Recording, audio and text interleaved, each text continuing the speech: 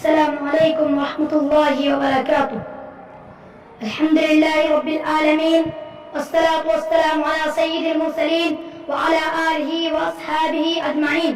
أما بعد, good morning, respected principal, teachers and all my dear friends.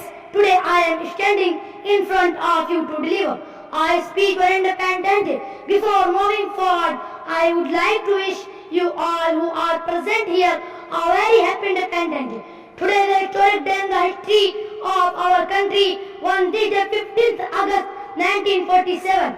We got independence from the British. This day reminds us of our true worth and importance as a freedom, loving brave nation, the freedom that we are enjoying today is the result of decade-long struggles made by our forefathers and our great leaders, great Bhagat Singh, Pandit Jawaharlal Nehru, Maulana Abul Kalam Azad, Shaukat Ali Fahmi, and many others devoted their entire life for the independence of our country. Their sacrifice can never be forgotten. We are fortunate that we are born in an independent country and we have our own fundamental rights.